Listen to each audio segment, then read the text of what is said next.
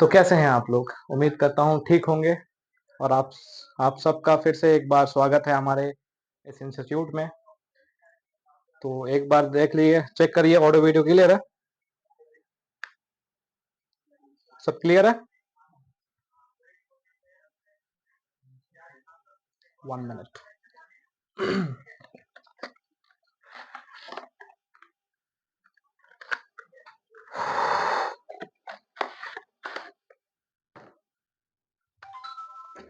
तो जैसे कि हम लोगों ने पिछले चैप्टर में पढ़ा रिसोर्स एंड डेवलपमेंट, आज उसी को कंटिन्यू करते हुए हम लोग का सेकंड चैप्टर है जो है हम लोग का forest and wild life resources.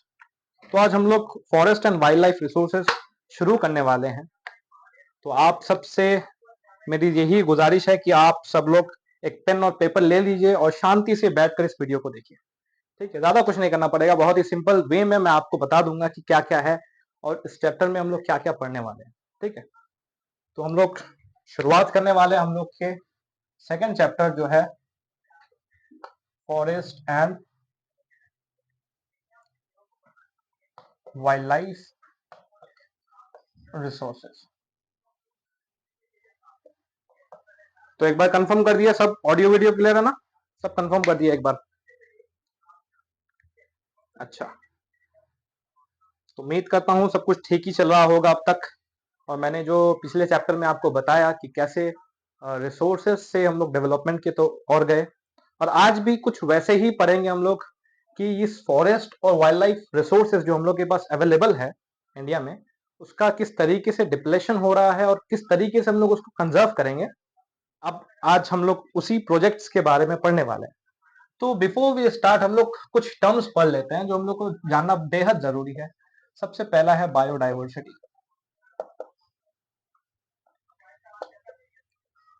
आप बोलेंगे सर ये बायोडाइवर्सिटी क्या है? तो बायोडाइवर्सिटी आप देख सकते हो, मैंने उसको दो कॉलम में बांट दिया है। तो बायो मीन्स होता है हम लोग का लिविंग, जो चीज जीवित है। ठीक है, और ये डाइवर्सिटी है ना, यही उसका पार्ट है। बायोडाइवर्सिटी मीन्स लिविंग ऑर्गेनिज्म का जितने भी एक वैराइटीज होते हैं ना, वैराइटीज ऑफ लाइफ, तो हम लोग बोलेंगे varieties of life, varieties of life. ठीक है, तो बायोडाइवर्सिटी हम लोग का है लिविंग ऑर्गेनिज्म का जो वैराइटीज होता है ना, उसको हम लोग बायोडाइवर्सिटी बोलेंगे। और ये तो पहला वाला हो गया हम लोग का। अब सेकंड चीज है हम लोग का इकोसिस्टम। इकोसिस्टम, अब सिस्टम से वर्ड समझ में आ रहा है, कुछ ना कुछ तो इसमें होगा जो सिस्टम के मुताबिक चलता होगा। तो इकोसिस्टम का मतलब वही है। यहाँ पे देखें हम लोग लिविंग, तो यहाँ पे बायोटिक, बायोटिक प्लस अबायोटिक। अब अबायोटिक क्या बला है? अबायोटिक है नॉन, जो जीता नहीं है, जो जो जीवित नहीं है, वो नॉन लिविंग कैटेगरी में आ जाएगा। ठीक है, तो इन दोनों का जो हम लोग का जो कॉम्बिनेशन होगा, इन दोनों एक दूसरे के ऊपर पूरा इंडिपेंडेंट है, पूरा डिपेंडेंट है। ठीक है, दोनों इंडिपेंडेंटली कुछ नहीं कर सकते। आज हम लोग इस लैंड में रह रहे हैं, और देखना लैंड जो है, वाटर है, सनलाइट है, ये सब क्या है? ये एक अबायोटिक है, मीन्स जो नॉन लिविंग है। और जो बायोटिक है ना, ये हम लोग का लिविंग है। अब बायोटिक में क्या क्या आ जाएगा? जितने भी हम लोग का फ्लोरा एंड फाउना हो गया, आगे हम लोग वो भी पढ़ने वाले हैं। फ्लोरा एंड फाउना हो गया, ये दोनों हम लोग का बायोटिक में आ जाएगा। ठीक है, तो इन दोनों लोगों ने मिलकर, इन दोनों प्रजातियों ने मिलकर जो एक सिस्टम क्रिएट किया है, उस सिस्टम को हम लोग इकोसिस्टम कहेंगे। ठीक है, यहां तक समझ में आया? क्लियर है यहां तक? अब तीसरी चीज हम लोग पढ़ने वाले हैं जो है हम लोग का फ्लोरा। अब ये फ्लोरा क्या चीज है भाई? फ्लोरा है हम लोग का प्लांट्स। ठीक है, अब एक दो प्लांट्स की स्पीशीज नहीं, जितने भी प्लांट्स इस दुनिया में, सभी स्पीशीज के प्लांट्स को फ्लोरा कहा जाता है। ठीक है, और चौथी चीज हम लोग का है जिसको फाउना कहेंगे। अब ये फाउना क्या है?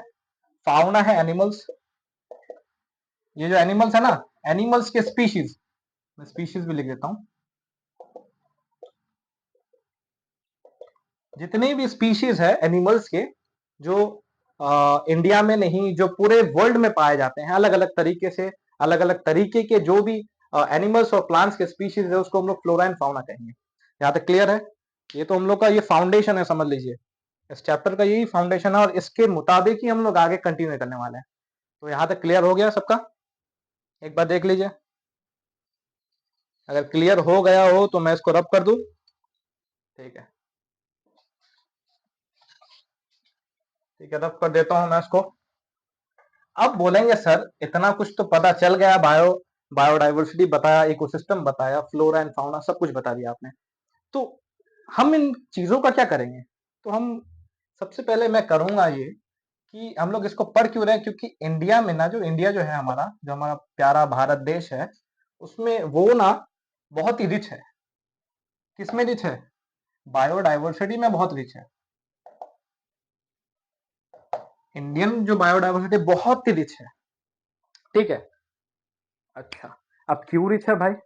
क्योंकि इसमें बहुत सारे तरीके के species as well as flora fauna, हर एक चीज इंडिया में अवेलेबल है, क्योंकि इंडिया के पास अपना एक ओशन है, इंडिया के पास रिवर्स है, इंडिया के पास माउंटेन्स है, प्लेट्यूज है, और भी तरह तरीके के फॉरेस्ट है, बहुत सारे फॉरेस्ट, बहुत सारे टाइप के फॉरेस्ट होते हैं, मैं आपको आगे बताऊंगा, और बहुत सारे स्पीशीज है, तो बहुत पाए जाते हैं यहाँ पे।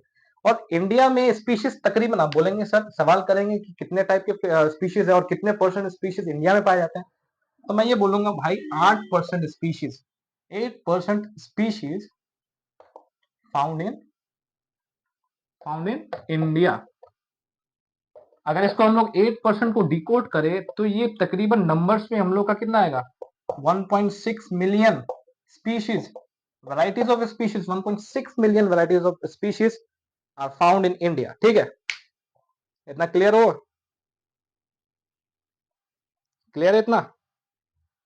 तो अब हम इनके पॉपुलेशन के हिसाब से अब हम लोग इसको कैटेगराइज करेंगे कि कितने कितने तरीके की स्पीशीज है और कौन कौन से कैटेगरीज में ये सब स्पीशीज आएंगे। ठीक है, तो यहां तक क्लियर होगा सबका?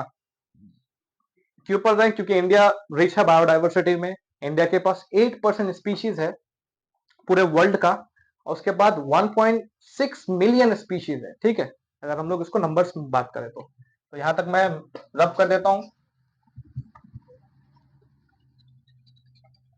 तो अब एक ऑर्गेनाइजेशन है जो इसको, मतलब इसको अलग अलग कैटेगरीज में डालता है। एक ऑर्गेनाइजेशन है जो आप सबको पता होना चाहिए, क्योंकि बकायदा हम लोग की एनसीईआरटी में अच्छे से इसको लिखा गया है, डिकोड किया गया है।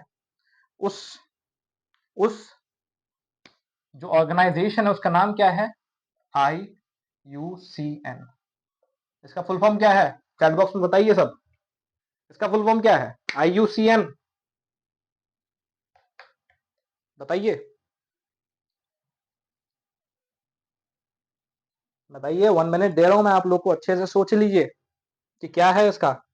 आप लोग अगर बुक को अच्छे से पढ़ रहे हैं, मैंने उस दिन जैसे कहा आपको कि विदाउट बुक आप कुछ नहीं कर सकते, आपको बुक अच्छे से पढ़ना ही होगा, क्योंकि जितना भी मैं चीजें बता रहा हूं ना, ये हर एक चीज आप देखना, लाइन बाय लाइन आपका कोट किया गया है एनसीईआरटी में। ठीक है, तो IUCN क्या है हम लोग का? आई फॉर क्या? International, international. U for union, C for conservation, conservation of nature. ठीक है, ये हुआ IUCN का full form, international union of conservation of nature. ठीक है, तो अब हम लोग इसमें बहुत सारे कैटेगरीज पढ़ेंगे जो IUCN ने हम लोग को बताया है। तो बहुत सारे कैटेगरीज है, जैसे अब हम लोग बात करेंगे नॉर्मल कैटेगरीज की। ठीक है, नॉर्मल है, नॉर्मल आता है एक, वल वल्नरेबल आता है, वल्नरेबल आता है, ये स्पीशीज है, नॉर्मल स्पीशीज, एक वल्नरेबल स्पीशीज। ठीक है, और बताइए और क्या क्या आता है बताइए? नॉर्मल, वल्नरेबल, एंडेंजर्ड, एंडेंजर्ड, एक आएगा रियर। ठीक है, एक आएगा एंडेमिक, एंडेमिक, और एक आएगा एक्सटिंक्ट। आप बोलेंगे भाई ये सब चीजें क्या है आखिर? आपने इसको अलग अलग कैटेगरीज में, टोटल मैंने 6 कैटेगरीज में इसको बांट दिया, जो IUCN ने बताया हम लोगों को। जो नॉर्मल स्पीशीज है ना, वो मतलब उनके जो पॉपुलेशन, उनका जो पॉपुलेशन है ना, वो नॉर्मली कांस्टेंट है, ठीक है, मतलब इतना घटा भी नहीं है और इतना बढ़ा भी नहीं है, वो नॉर्मल है, ठीक है। और एक वर्नरेबल आता है, वर्नरेबल मतलब बोलते हैं कि ये एंडेंजर्ड कैटेगरीज में आ जाएगा, ठीक है। यानी कि अगर ये नेगेटिव फैक्टर्स कंटिन्यू होते रहा, जो नेगेटिव फैक्टर्स है जिसके वजह से जो एनिमल स्पीशीज है as well as plant species है वो लोग खत्म हो रहे हैं, तो ये धीरे धीरे क्या होगा, एंडेंजर्ड कैटेगरीज में आ जाएगा। और रेयर क्या बोलते हैं, रेयर का मतलब बोलते हैं ना बहुत ही रियरली मिलता है, यानी कि बहुत ही स्मॉल पॉपुलेशन है इसका, स्मॉल पॉपुलेशन है इसका, ठीक है। मेरी बातों को गौर करिएगा। और एंडेमिक, एंडेमिक मतलब क्या बताइए, एंडेमिक मतलब क्या? एंडेमिक हम लोग उसको कहेंगे जो एक पर्टिकुलर रीजन में मिलता है, वो एक पर्टिकुलर रीजन में पाया जाता हो, पर्टिकुलर रीजन फॉर्म, ठीक है। तो एक पर्टिकुलर रीजन में जिस स्पीशीज, जो प्लांट या फिर एनिमल्स की स्पीशीज पाए जाते हो, उसको एंडेमिक बोलेंगे, ठीक है। और एक एक्सटिंक्ट है। अब एक्सटिंक्ट मतलब क्या, पता ही चल रहा है, जो खत्म हो गया है, जो कहीं पे नहीं पाया जाता हो। तो अगर मैं इसका एग्जाम्पल दूं, ये मतलब नॉट फाउंड, ठीक है। अगर मैं इसका एग्जाम्पल दूं, तो जैसे हुआ चीता, जो एशियाटिक चीता है ना, एशियाटिक चीता आपके एनसीईआरटी में दिया गया है, एशियाटिक चीता के बारे में जिक्र है। तो ये एशियाटिक चीता जो है, एक समय में बहुत अच्छा लार्ज नंबर में पाया जाता था, लेकिन आज ये एक एक्सटिंक्ट है, क्योंकि ये आज हम लोग को नहीं पाया जाता, हम लोग के एरिया में नहीं पाया जाता, पूरे एशिया में नहीं पाया जाता। तो यहाँ तक क्लियर है, ठीक है। अब बोलेंगे सर ये जो नहीं पाया जाता, हम लोग को जो एक्सटिंक्ट हो गया है, तो इसके पीछे कारण क्या होगा? और ये सब जो इतने सारे कैटेगरीज में आपने डाल दिया नॉर्मल को छोड़ के, ठीक है, जो वल्नरेबल है, एंडेंजर्ड है, रेयर है, एंडेमिक है, एक्सटिंक्ट है, ये सब जो कैटेगरीज हम लोग कर रहे हैं ना कहीं इसमें कुछ ना कुछ हो रहा है, यानी कि डिप्लीशन हो रहा है इसका, तभी ये सब खत्म हो रहा है, ठीक है। तो मैं यहां तक रब कर देता हूं।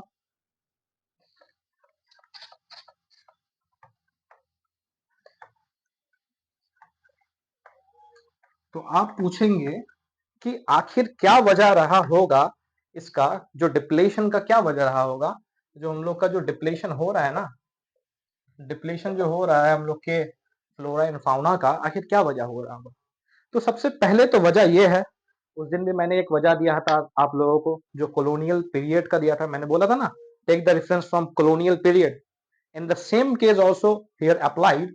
जो हम लोग का कॉलोनियल पीरियड में, इसको बोलेंगे हम लोग हिस्टोरिकल पीरियड, जो हिस्टोरिकल पीरियड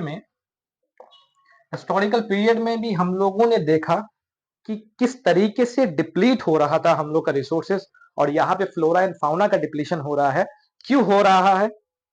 क्योंकि उन्होंने हमारे उन्होंने हमारे क्या किया है, अच्छे से डिप्लीट किया है। उन लोगों ने बहुत एक्सप्लॉइट किया है हमारे इस प्यारे देश को, ठीक है। तो सबसे पहले तो होगा, हिस्टोरिकल पीरियड में अगर हम लोग देखें, तो उन लोगों ने माइनिंग किया था, ठीक है। उन लोगों ने हम लोग का रेलवेज बनाया था, इसके वजह से बहुत सारे जंगलों को काटना पड़ा, ठीक है। सब क्लियर है, यहाँ तक आ रहा है समझ में? ठीक है, सब समझ में आ रहा है, ठीक है। हम्म, ठीक है। तो एक तो हिस्टोरिकल पीरियड है, आपको तो पता ही है उन लोगों ने किस तरीके से लूटा, ठीक है। और सेकंड आएगा हम लोगों का, वो है एग्रीकल्चर एक्सपेंशन। आप बोलेंगे सर एग्रीकल्चर एक्सपेंशन क्या है? एग्रीकल्चर के ऊपर ज्यादा ध्यान दिया गया था, ठीक है, वो तो पता ही है। तो एग्रीकल्चर एक्सपेंशन जो हुआ था हम लोगों का, ध्यान तो दिया गया था, लेकिन एक तरफ उसका फॉर्मेशन हो रहा था एग्रीकल्चर का, और एक तरफ उसको डिप्लीट किया जा रहा था। तो अब मैं आपको अगर एक पीरियड का टाइम बताऊं, 1951 से 1950 एक मिनट 1951 से 1980 तक क्या किया गया? आपके एनसीईआरटी में लिखा हुआ है 26,200 स्क्वायर किलोमीटर, जो हम लोग का एग्रीकल्चर पे बेस्ड था, उनको क्या किया, उनको कन्वर्ट किया गया था। किसमें कन्वर्ट किया गया? फार्म लैंड में कन्वर्ट किया गया था, ठीक है। समझ में आया तक? आगे चले, ठीक है। तो एक एग्रीकल्चर एक्सपेंशन हुआ, एक हिस्टोरिकल पीरियड हुआ, और एक पढ़ेंगे हम लोग माइनिंग। अब माइनिंग जाहिर सी बात है, और एक बात मैं आपको यही भी बता दूं, जो हमारे कॉलोनियल पीरियड में जितना भी डिप्लेशन हुआ था ना, वो तो मतलब अंग्रेज करके लेके चले गए, लेकिन हम इंडियंस ने भी कहीं का नहीं छोड़ा भाई। इंडियंस ने भी, ये एक बहुत ही रियलिटी है, एक रियल बात है, जो आप लोगों को शायद बुरी लगी हो। हम इंडियंस ने भी बहुत ही डिप्लेशन किया है, बहुत ही डिप्लेशन किया है हम लोग के रिसोर्सेज का।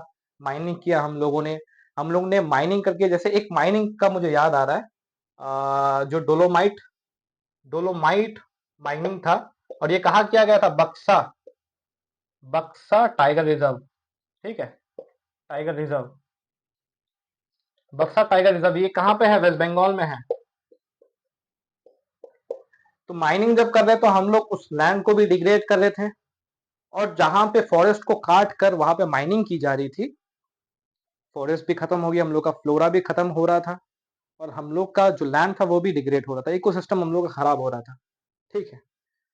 ये सब चीजें हुई थी, और एक चीज हुई थी जो हम लोग बोलेंगे रिवर, जो रिवर प्रोजेक्ट था ना हम लोग का, आप लोगों को शायद पता हो ये चीज। रिवर प्रोजेक्ट हुआ तो हम लोग का नर्मदा रिवर में। नर्मदा रिवर, नर्मदा रिवर कहाँ पे है बताओ? कहाँ पे नर्मदा रिवर? हम्म, यहाँ पे नर्मदा सागर प्रोजेक्ट हुआ तो हम लोग का कहाँ पे? ये एमपी में है, मध्य प्रदेश में, ठीक है। तो यहाँ पे भी बहुत सारे जो वहां पे लोग थे ना, जो वहां पे जो ट्राइबल पीपल्स थे, जो जंगलों में रहा करते थे, उन लोगों को घर से बेघर किया गया, और फॉरेस्ट को तो काटा ही गया था। फॉरेस्ट काटने से, अब देखो, फॉरेस्ट जो डिपेंडेंट है ना, फॉरेस्ट में एक हम लोग का प्राइमरी सोर्स ऑफ फूड है फॉरेस्ट, समझे, जहां से हम लोग को हर एक चीज मिलता है, वहां से इकोसिस्टम भी बहुत अच्छा रहता है। अगर फॉरेस्ट को खत्म करोगे तो वहां पे हमारा जो फाउना है वो भी खत्म होगा, फ्लोरा तो खत्म ही हो रहा है, और जो वहां पे जो लोग रहते थे उनको भी घर से बेघर किया गया था, ठीक है। यहाँ तक समझा, समझ में आया सबको? हम लोग अब बोलेंगे सर यहाँ तक तो सब डिप्लीशन हो रहा था, तो आखिर इसका कंजर्वेशन कैसे कैसे किया जाए? तो अब हम लोग जब कंजर्वेशन में आएंगे, अब कंजर्वेशन भी दो पार्टों में डिवाइडेड है। अगर मैं आपको बताऊं, जो कंजर्वेशन किया गया है ना, दो पार्टों में। एक तो हमारा कंजर्वेशन इन इंडिया है, जो हमारे इंडियन वाइल्ड लाइफ जो एक्ट आया था उसके तहत। अब Indian wild Indian wild life act कब आया था? 1972 में, ठीक है। हम लोग यहाँ पे कंजर्वेशन की बात कर रहे हैं, कंजर्वेशन का बात कर रहे हैं। अब इसको कंजर्व कैसे किया जाए? तो इंडियन वाइल्ड लाइफ एक्ट आया था 1972 में, हम सबको पता है, ठीक है। अब इस एक्ट में क्या कहा गया? जो हमारा इंडियन गवर्नमेंट है, उन्होंने ये कहा कि हम लोग अब नेशनल पार्क्स बनाएंगे, ठीक है, जो भी फ्लोरा एंड फाउना उन सबको प्रोटेक्ट करने के लिए, और हम लोग उसको सेंचुरीज बनाएंगे। हाँ, नेशनल जो वाइल्ड लाइफ सेंचुरीज है उसको उसका निर्माण करेंगे, ठीक है। वाइल्ड लाइफ सेंचुरी बनाएंगे, वाइल्ड लाइफ सेंचुरीज, ठीक है, और वाइल्ड लाइफ सेंचुरी बनाएंगे, हॉटस्पॉट बनाएंगे, ठीक है। और हम लोग क्या करेंगे? और एक चीज था, वाइल्ड लाइफ सेंचुरीज था, हॉटस्पॉट था, नेशनल पार्क बनाएंगे, ठीक है, नेशनल पार्क बनाएंगे। इससे क्या होगा हम लोग का? ये टोटली हम लोग के गवर्नमेंट के अंदर होगा, ठीक है। अब गवर्नमेंट इसका जिम्मेदारी ले रही है कि अब हम लोग इसको कंट्रोल करेंगे, और इसका अच्छे से क्या करेंगे? इसको कंजर्व करेंगे। यहां तक समझ में आया सब? सबको समझ में आया यहां तक? मिटा दूं यहां तक? तो बहुत सारे प्रोजेक्ट्स को चलाया गया था यहाँ पर, और सबसे जो मेन प्रोजेक्ट है ना, जो बहुत तेजी से काम किया, बहुत तेजी से काम किया, वो था हम लोग का क्या? The tiger the tiger project. ये द टाइगर प्रोजेक्ट है ना, ये बहुत अच्छे से काम किया गया था, और 1972 में निर्माण हुआ इंडियन वाइल्ड लाइफ एक्ट का, और 1973 में ही 1973 में ही क्या हुआ हम लोग का, द टाइगर प्रोजेक्ट बताया गया। और टाइगर प्रोजेक्ट बनाने के पीछे एक विशेष कारण था, और वो विशेष कारण ये था कि 1951 तक टाइगर पॉपुलेशन जानते हो कितना था? 55,000। ठीक है। और यही आगे चलते चलते जब 17 सेंचुरी 1970 तक आया, 1970 तक आया, तब हम लोग का कितना रह गया था? 1827। अब देखो भाई कितना डिप्लीट हुआ और कितना स्पीशीज, एक तरीके की स्पीशीज को हम लोग खत्म कर दिए। और क्यों खत्म किए थे? Because for their own greed, अपने लालचों के वजह से they have destroyed the forest, also flora and fauna को भी इन लोगों ने डिस्ट्रॉय किया। उसके बाद इनके हैबिटेट्स को छीना गया था। अब बोलेंगे सर टाइगर टाइगर प्रोजेक्ट लाया गया तो टाइगर का डिप्लेशन के पीछे आखिर क्या कारण होगा? तो टाइगर का डिप्लेशन के पीछे बहुत सारे कारण थे, बहुत सारे थ्रेट्स थे जो हम लोग को जानना है। ठीक है, तो मैं यहां तक रब कर देता हूं ऊपर वाला। ठीक है, उसके बाद हम लोग टाइगर को लेके आगे बढ़ेंगे।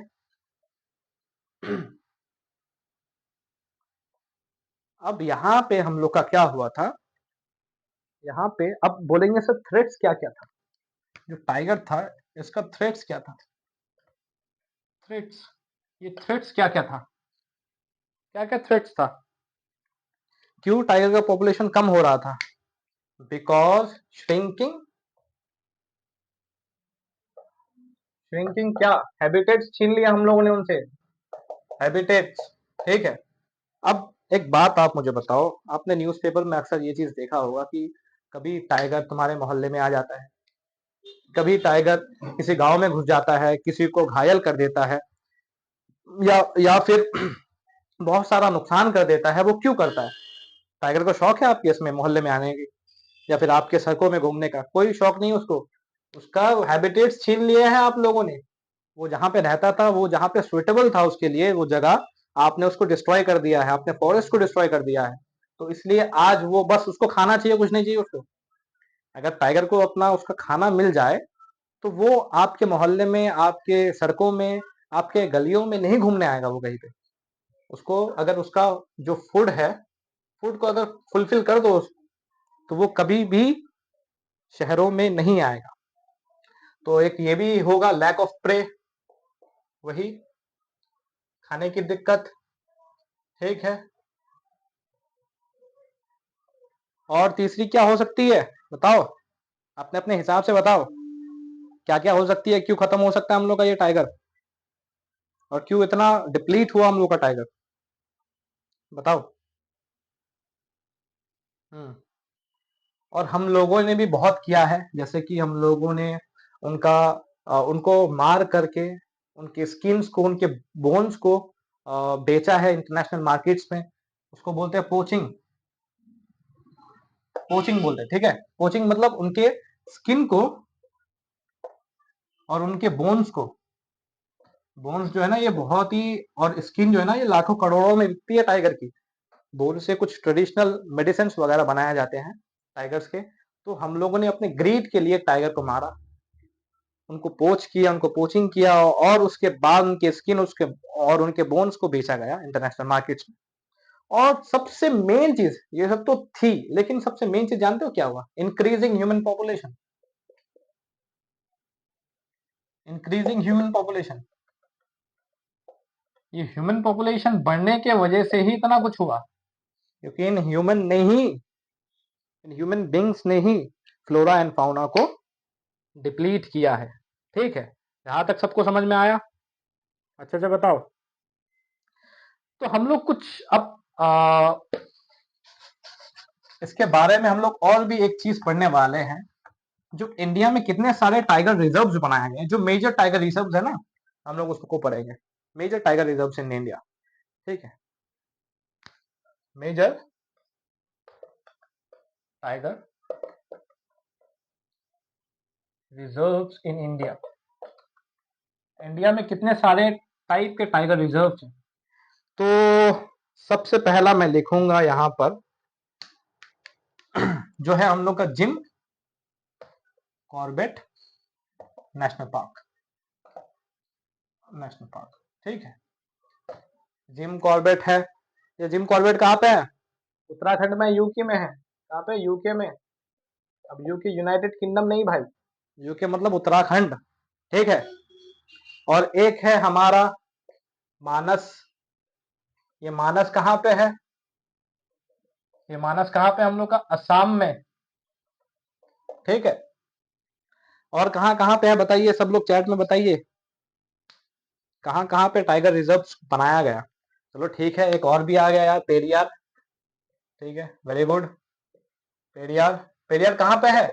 ये केरला में है, ठीक है। और बताओ, सरिस्का, सरिस्का टाइगर रिजर्व ये कहाँ पे है? सरिस्का कहाँ पे है भाई? राजस्थान में, राजस्थान में है, ठीक है। और तो हम एक चीज को यहाँ पे छोड़ के जा रहे हैं, लेकिन छोड़ेंगे नहीं, मैं तो उसको छोड़ूंगा नहीं, क्योंकि मैं पर्सनली वहीं से हूँ। वो है हम लोग का सुंदरबन। Sundarban tiger reserve.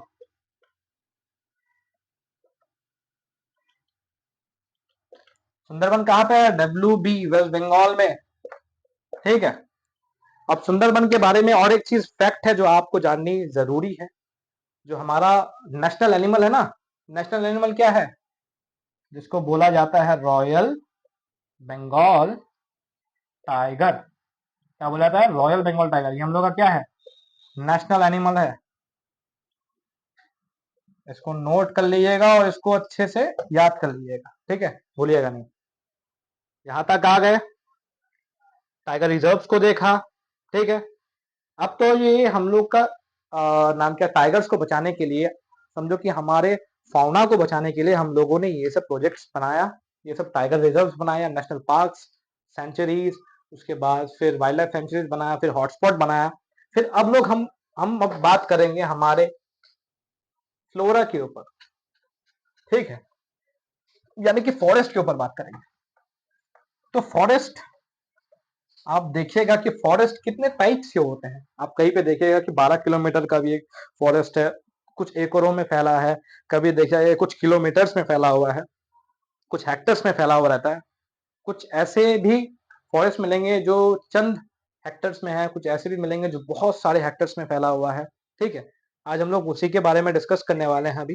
यहाँ तक सबका क्लियर है? सब क्लियर है यहाँ तक? तो हम लोग पढ़ेंगे टाइप्स ऑफ फॉरेस्ट, ठीक है। अब टाइप्स ऑफ फॉरेस्ट में हम लोगों का मेन दो कैटेगरी निकल के आता है। एक को बोलेंगे हम लोग परमानेंट, परमानेंट परमानेंट फॉरेस्ट, ठीक है। और दूसरा बोलेंगे हम लोग अनक्लास्ड फॉरेस्ट, अनक्लास्ड फॉरेस्ट। अब बोलेंगे भाई ये दोनों चीज है क्या? बताता हूँ, पहले ये समझिए कि यहाँ तक सबका क्लियर है। उसके बाद मैं आपको हर एक चीज बताता हूँ आगे क्या क्या होने वाला है, क्या पढ़ने वाले हैं, ठीक है। यहाँ तक सबका क्लियर है? बताओ, सब क्लियर है? बस I will take you only 1 minute, थोड़ा पानी।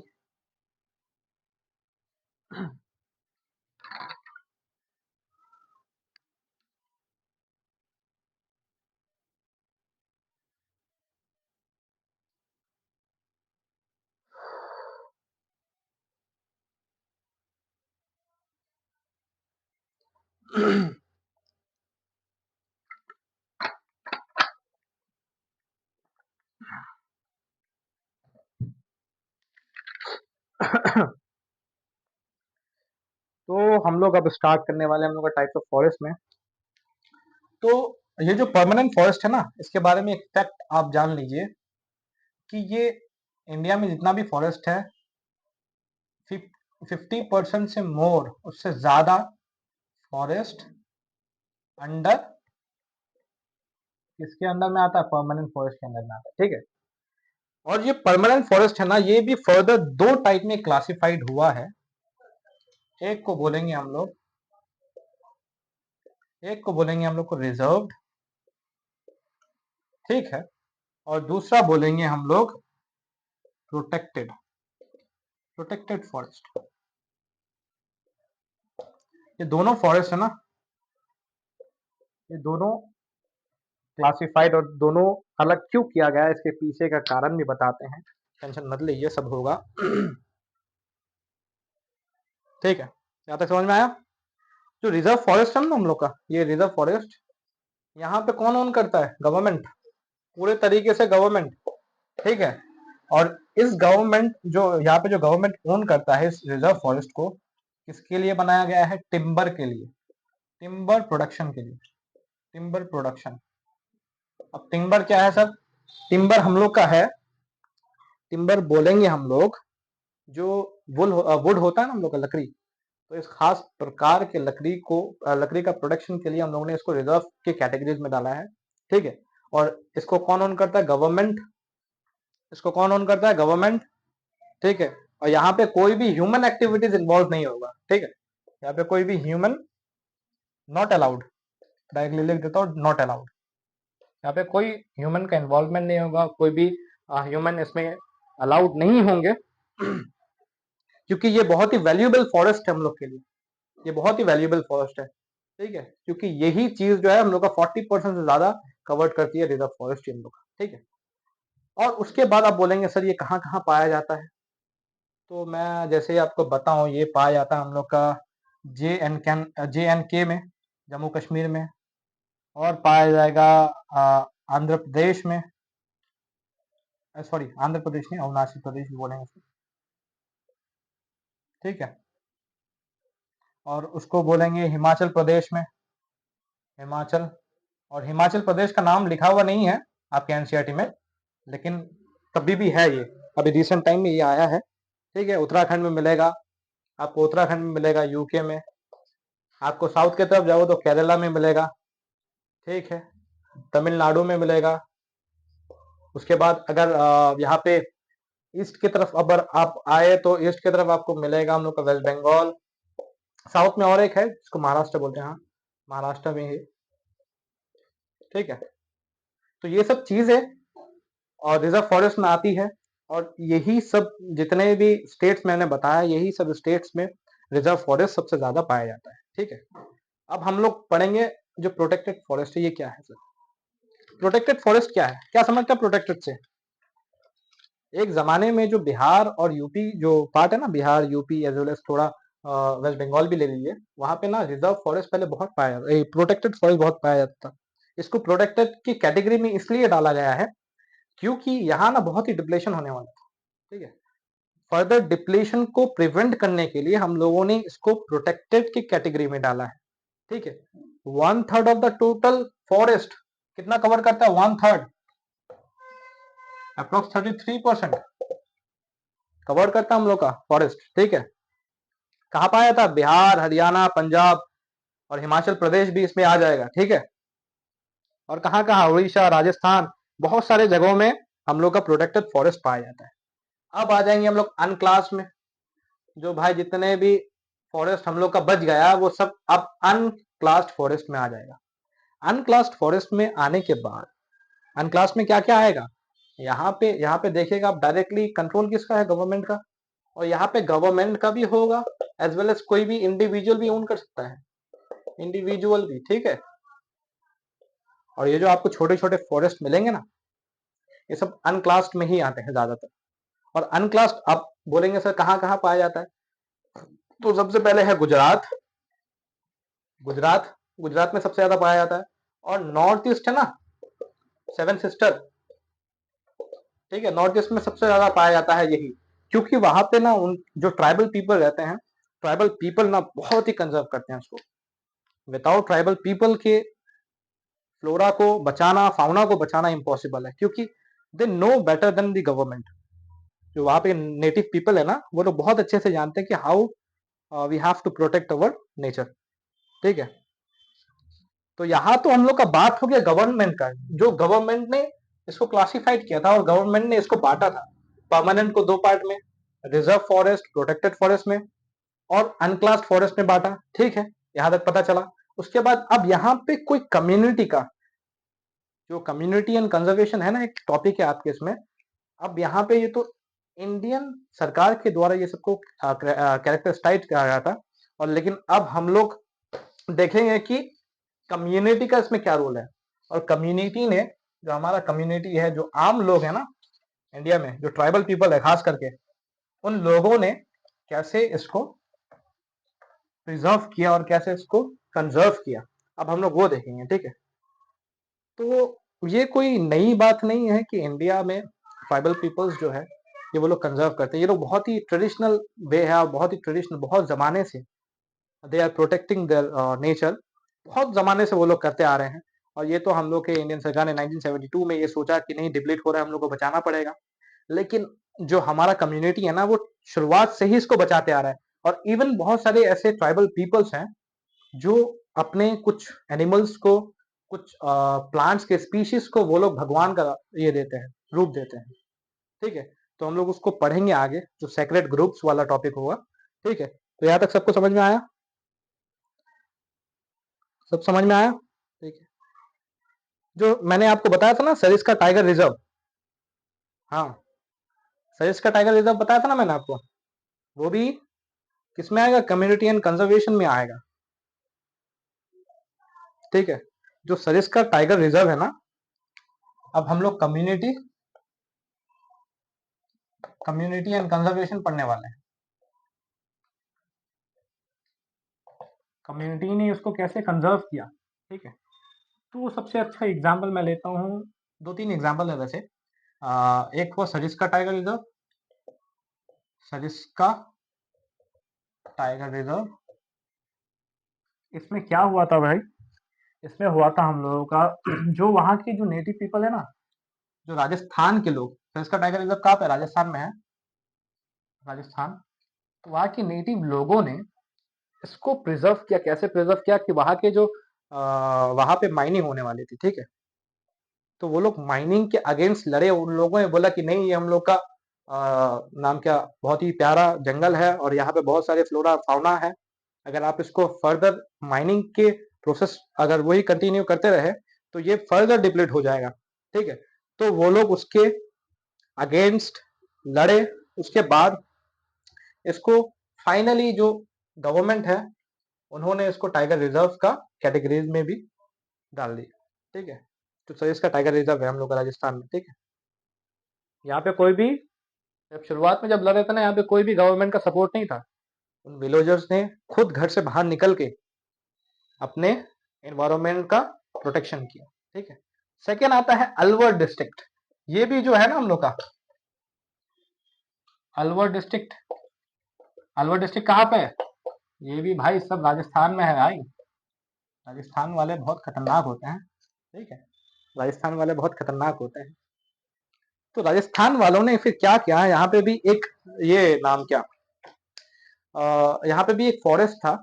ठीक है, यहाँ पे भी एक फॉरेस्ट था, राजस्थान की ही बात है, यहाँ पे भी एक फॉरेस्ट था। क्या चल रहा है? समझ में आया सजेस्का वाला? समझ में आया? तो जो अलवर डिस्ट्रिक्ट में, जो राजस्थान में जो है, ये अलवर डिस्ट्रिक्ट, यहाँ पे एक फॉरेस्ट था। ठीक है, जो 5 विलेजर्स ने मिलकर, 5 विलेजर्स, 5 गांव के लोगों ने मिलकर इस फॉरेस्ट को प्रोटेक्ट किया। फॉरेस्ट को प्रोटेक्ट किया। क्यों प्रोटेक्ट किया? वो लोग, इनमें ना, मैंने बोला ना सेक्रेट ग्रुप्स, कुछ ऐसे लोग होते हैं, बहुत ही सारे, मतलब ट्राइबल पीपल है, जो फॉरेस्ट को ही अपना भगवान मानते हैं। ट्रेडिशनल, अगर आप ट्रेडिशन में चले जाएंगे, ट्रेडिशनल पीरियड्स में जाएंगे, तो उस वक्त आपको देखने को मिलेगा कि उस वक्त सब लोग जो दरख्त है या फिर कुछ एनिमल्स हैं, उनकी पूजा किया करते थे। तो ये भी कुछ इस प्रकार ही था। और यहाँ पे कितने हैं, 12,000 हेक्टर में फैला हुआ था। कितना? 12,000 हेक्टर्स में फैला हुआ था ये। ठीक है, जो हम लोग का अलवर डिस्ट्रिक्ट में जो है ना, और इसको लास्ट में जाके ना उन लोगों ने ही प्रोटेक्ट किया, बॉडीगार्ड की तरह इनको प्रोटेक्ट किया। और इनको एक नाम दिया गया था, वो नाम बताइए सब, क्या नाम दिया गया था? क्या नाम दिया गया था, बताइए सब, क्या नाम दिया गया था? मैं बता दूं, ये क्या है लिखा हुआ?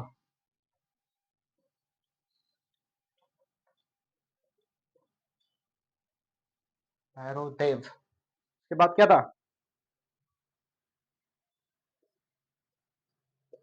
डाकव सोनचुरी, उन लोगों ने सोनचुरी कहा था, सेंचुरी को सोनचुरी। ये जो भैरवदेव डाकव सोनचुरी जो है ना, ये उन लोगों ने ही नाम दिया, उन लोगों ने ही इसका रूल्स एंड रेगुलेशन सेट किया कि आज किसकी बारी है, आज किसको प्रोटेक्ट करना है, कल किसको करना पड़ेगा। उन लोगों ने खुद से इसको प्रोटेक्ट किया और लास्ट में जाके जो गवर्नमेंट है, लास्ट में गवर्नमेंट ने इसको सेंचुरी, इस सेंचुरी को सेंचुरी बना दिया। क्या बना दिया? सेंचुरी बना दिया। ठीक है, यहां तक समझ में आया?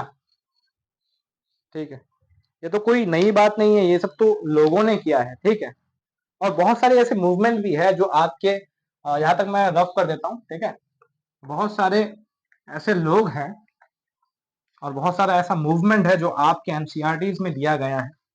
मेनली दो मूवमेंट के बारे में बात करेंगे आज। एक हुआ चिपको मूवमेंट। ठीक है, ये जो चिपको मूवमेंट है, ये चिपको मूवमेंट है। ठीक है, एक चिपको मूवमेंट है। अब इस चिपको ये चिपको मूवमेंट हुआ कहाँ पे था? हिमालयंस में। ठीक है, हिमालयंस में हुआ था। और यहाँ पे क्या हुआ था कि कुछ गवर्नमेंट्स के ऑफिशियल आए, उन्होंने कहा कि नहीं, कुछ इंडिविजुअल्स आए वहां पे, बोले कि यहाँ पे हम लोग को कंस्ट्रक्शन करना है और हम लोगों को इस जितने भी फ्लोरा है, जितने भी स्पीशीज है वहाँ के, उन सबको काट के हम लोग को इंडस्ट्रियलाइज मतलब मैन्युफैक्चरिंग करना है। ठीक है, तो उन लोगों ने क्या किया, आके फर्दर काटना शुरू ही किया था। उससे पहले ही in the leadership of Gauri Dev, एक औरत थी, उन औरतों ने मिलकर पेड़ को चारों तरफ से घेर लिया था।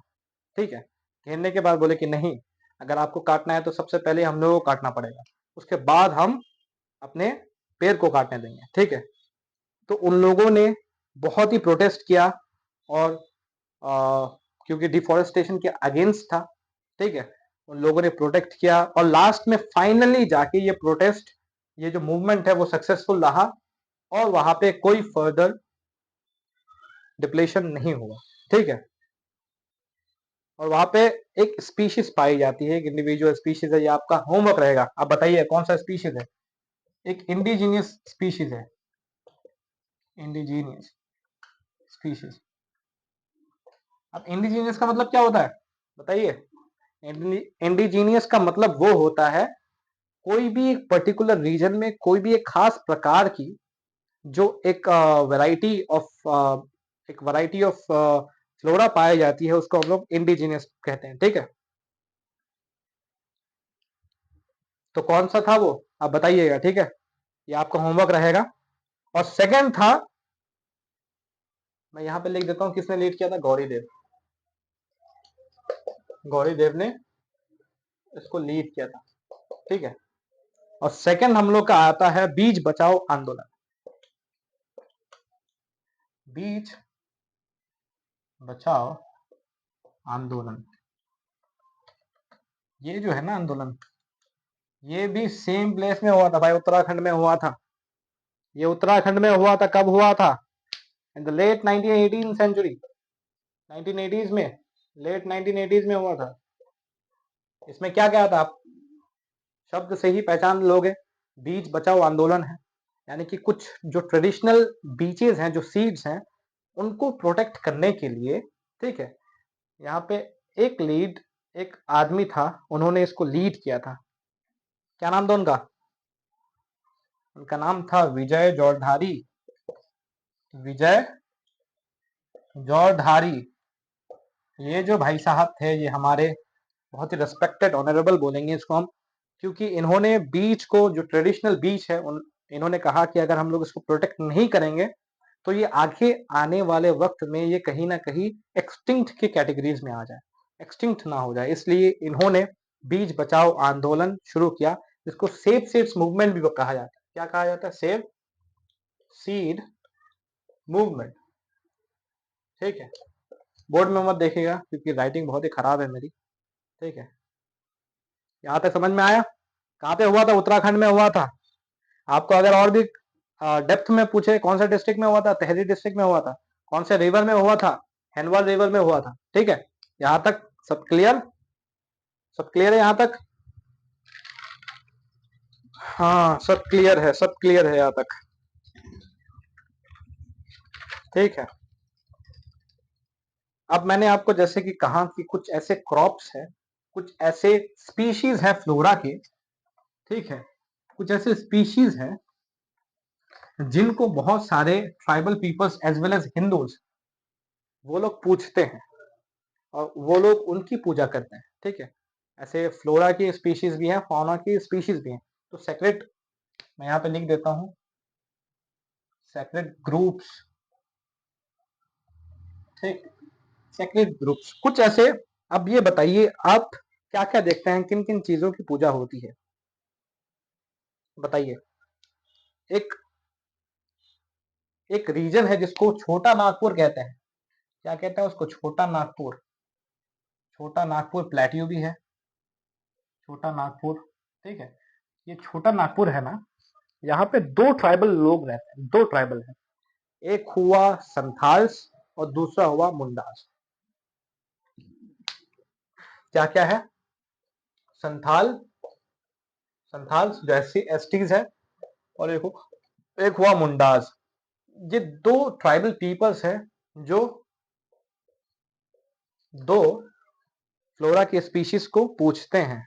क्या क्या है वो, कदामा एंड महुआ, ये है हम लोग का महुआ और ये है कदामा।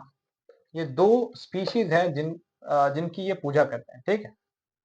कौन, हमारे संथाल्स एंड मुंडास जो ट्राइबल पीपल्स है, ठीक है।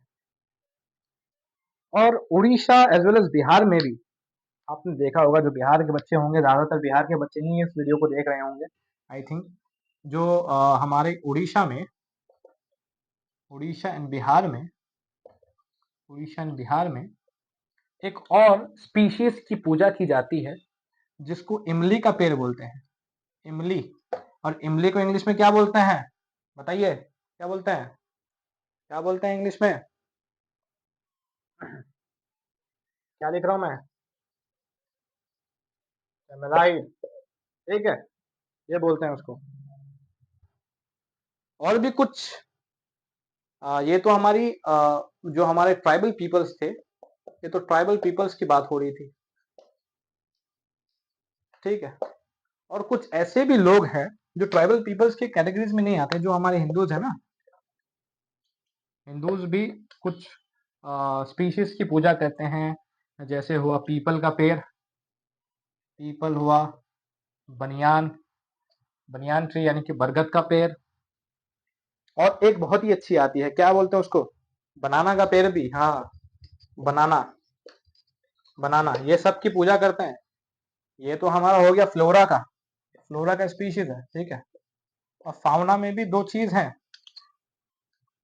ठीक है, दो चीज फाउना में भी है, क्या है,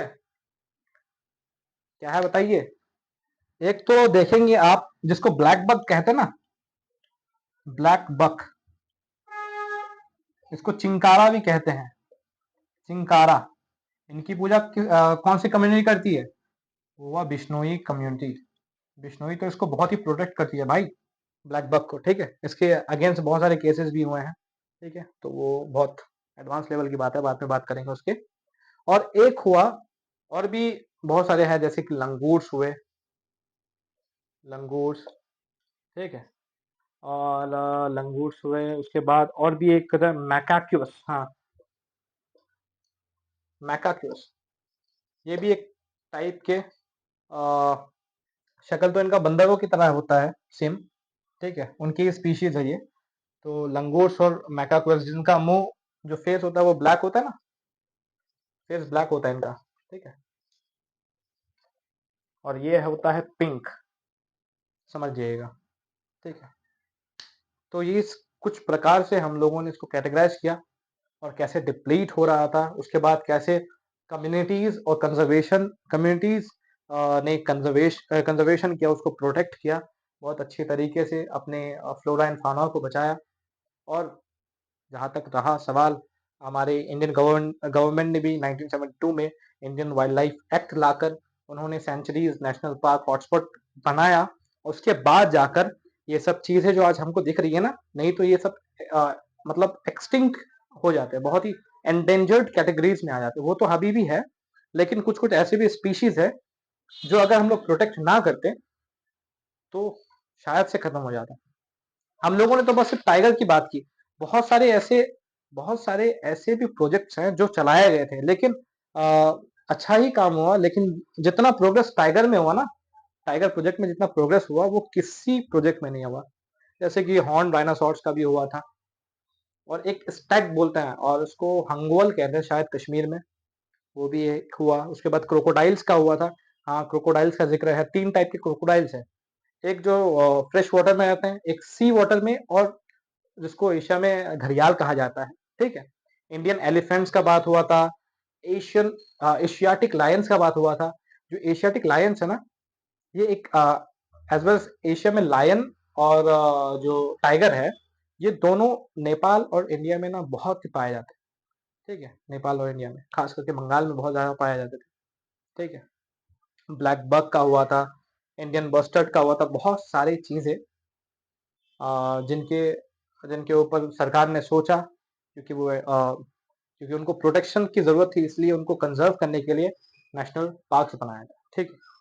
तो ये रहा हम लोग का पूरा फुल चैप्टर, यहाँ पे कंप्लीट हो जाता है, और बहुत ही आसान तरीके से हम लोगों ने इसको कंप्लीट किया। उम्मीद करता हूँ आप लोगों को सब समझ में आया होगा, और अगर आपको कुछ भी दिक्कत हो ना, कमेंट सेक्शन में आप सिर्फ थोड़ा बता दिएगा कि कहाँ कहाँ पे दिक्कत है। नेक्स्ट वीडियो में इंशाल्लाह मैं उसको भी कवर कर दूंगा। तो सब ठीक है। ठीक है, फिर मिलते हैं नेक्स्ट वीडियो में। तब तक के लिए बने रहे स्टूडेंट इंस्टीट्यूट स्टूडेंट क्रांति इंस्टीट्यूट के साथ। ठीक है, तब तक के लिए बाय, अल्लाह हाफिज।